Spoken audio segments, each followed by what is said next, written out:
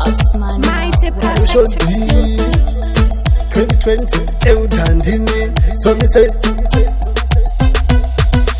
Ipe kuno kibora titaunyanzi Pajosa ngoma iwopo munanzi Hati lono kungubika shunu tapira kutapira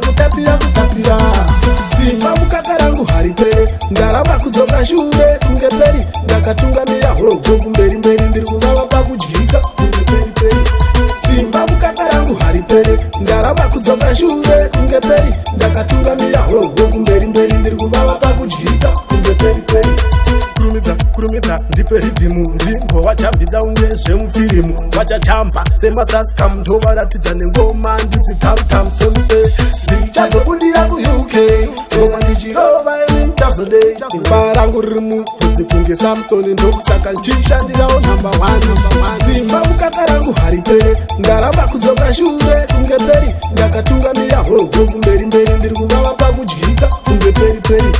Simba mukaka rangu haripere ndaramba kudzoka shure kunge peri ndakatungamira hogo kumberi mberi ndiri kuvava pakudyika kunge peri ndakatumwa ndini kubata basa saka chiona nzikambo kwata ridhemo sechidhongi ndori tasva sandikhaire inini musandisaize 2020 ndova baya semutsunda ridhimu racho handifei ndaribvunda this time ndini ndemagrenade hope kuputitsa simba mukaka rangu haripere ndaramba kudzoka shure kunge peri ndakatungamira hogo kumberi mberi ndiri kuvava pakudyika kunge peri simba mukaka rangu haripere ndaramba kudzoka shure kunge peri ndakatungamira hogo kumberi mberi ndiri kuvava pakudyika kunge peri kurumidza ndipe ridhimu ndimbo wachambisa unge zvemufirimu wachachamba semasasi kamutova ratidza nengoma ndisi tamtam somise ndichazobudira kuuk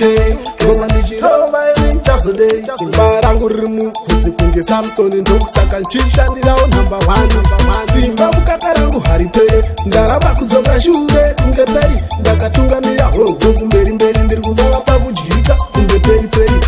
simba mukaka rangu haripere ndaramba kudzoka shure kunge peri ndakatungamira hogo kumberi mberi ndiri kuvava pakudyika kunge peri